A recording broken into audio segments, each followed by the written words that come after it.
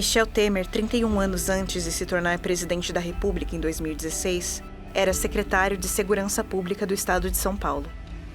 Em 1985, ele redigiu e assinou o decreto que criaria a primeira Delegacia de Defesa da Mulher do Brasil.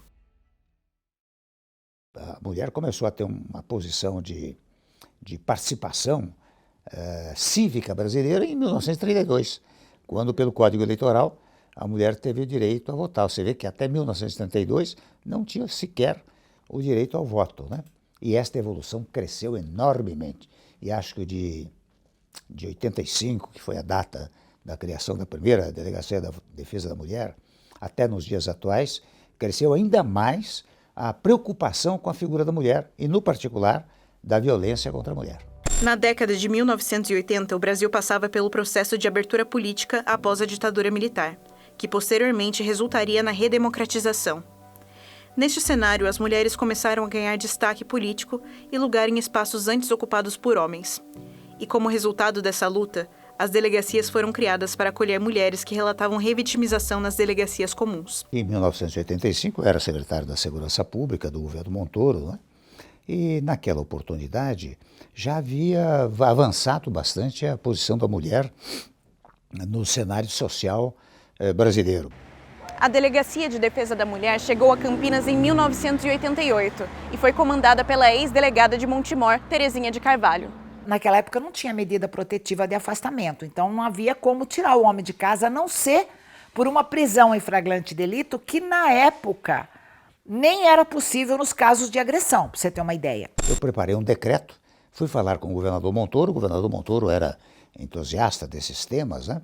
Tinha até no seu governo, e aqui vale a pena registrar, o chamado Conselho da Condição Feminina, que era um órgão do governo Montoro para prestigiar a presença da mulher no cenário social brasileiro. E quando levei para ele o decreto, porque o decreto deveria ser assinado por ele e por mim, né?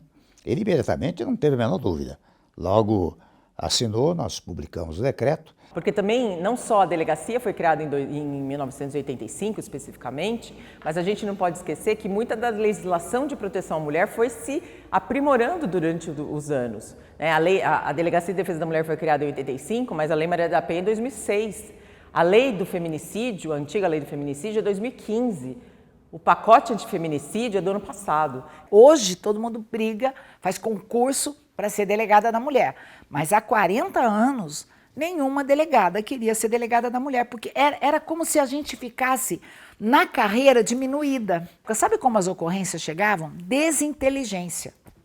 Mulheres, às vezes, com fratura do braço, da perna, queimadura de ferro elétrico, apanhavam com cintadas, cordas e vinham lá como desinteligência, briga de casal. Em 2006, com a criação da Lei Maria da Penha, o Brasil estabeleceu mecanismos de proteção às mulheres em situação de violência doméstica e familiar, além de prever punições mais rigorosas aos agressores. Anos depois, em 2012, entrou em vigor a Lei Carolina Dickmann, que passou a considerar crime a invasão de dispositivos eletrônicos e vazamentos de dados e informações pessoais sem consentimento.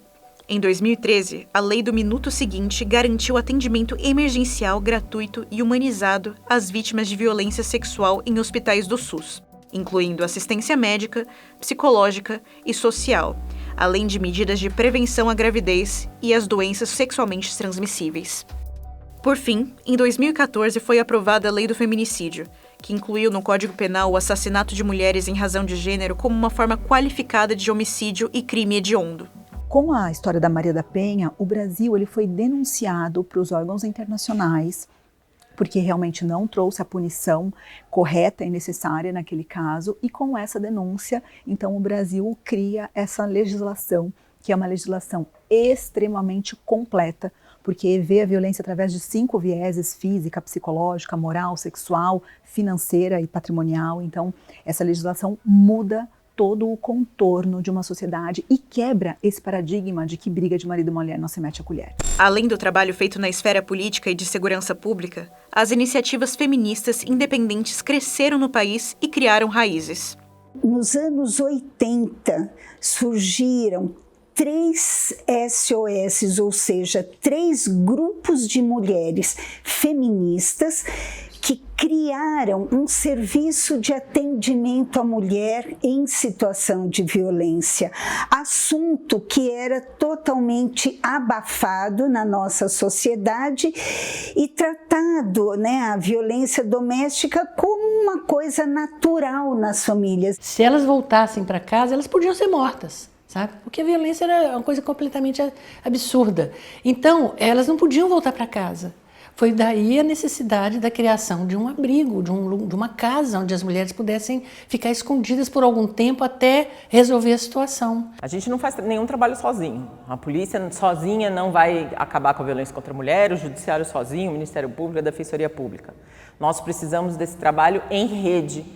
Esse é o que nós chamamos de trabalho em rede. Rede do quê? De proteção. E a rede de proteção, ela não vem só do Estado. Ela não é só municipal, estadual ou federal, ela também é da sociedade civil organizada. Então essas organizações não governamentais, elas têm um papel importantíssimo na nossa busca aí para uma eventual erradicação da violência contra a mulher, dessa mudança de chave social que nós precisamos ter. Não basta só ter polícia, nós precisamos ter assistência social, atendimento psicológico, atendimento médico. Os crimes da Lei Maria da Penha, vamos dizer, os crimes de violência doméstica, são todos, a grande maioria, aliás, de ação pública. Então, a mulher não tem mais o poder de não processar. Se ela fizer a denúncia, o processo vai acontecer. E mudou também a forma como esses homens passaram a enxergar a violência contra a mulher. Eu acho que essa foi a grande virada para advogar dentro das relações de gênero e toda a violência contra a mulher. Eu acho que esse é o grande passo que o Poder Judiciário, que as mulheres precisavam para conseguir, de fato, emplacar um combate mais efetivo à violência contra a mulher. E mesmo com todas essas mudanças, o número de casos de violência contra a mulher continua crescendo. Então há muita falha na aplicabilidade dessas políticas públicas, na garantia do atendimento, daquilo que a política pública ela é destinada a cumprir, a exercer. Porque o homem agressor, dentro da violência doméstica, existe sim uma parcela de homens que são criminosos naturalmente, em outras ações na sociedade, mas a grande maioria é de homens que estão cometendo o crime por uma determinada forma de pensar. Ele se acha no direito, sim, de se apropriar da mulher, de bater na mulher, de colocar limites, de explorar esta mulher. Ele é o dono dela, ele é o senhor dela. Nós trabalhamos muito com as mulheres, nós trabalhamos com as adolescentes, até com crianças, mas eu acho que agora está na hora de trabalhar com os homens. A gente nunca vai poder ficar parado e falar que está tudo bem, agora eu não preciso fazer mais nada. Nós temos que capacitar os nossos policiais, inclusive entender essas modificações, essa nova dinâmica da sociedade, principalmente no mundo virtual, e preparar os nossos policiais a bem atenderem essa vítima. E hoje nós temos no estado de São Paulo 142 delegacias de defesa da mulher, sendo que 17 funcionam 24 horas. É importante a gente saber que enfrentar a violência não é uma responsabilidade, uma obrigação só do poder público, ou então só minha, porque enquanto instituição, por ter perdido uma filha para o feminicídio, ou então só da vítima que superou essa violência. Nós precisamos, eu acho que, no início, entender a responsabilidade que todos nós temos de enfrentar a violência e construir uma nova cultura. Uma cultura que respeite, uma cultura que proteja, não uma cultura que mate mulheres todos os dias.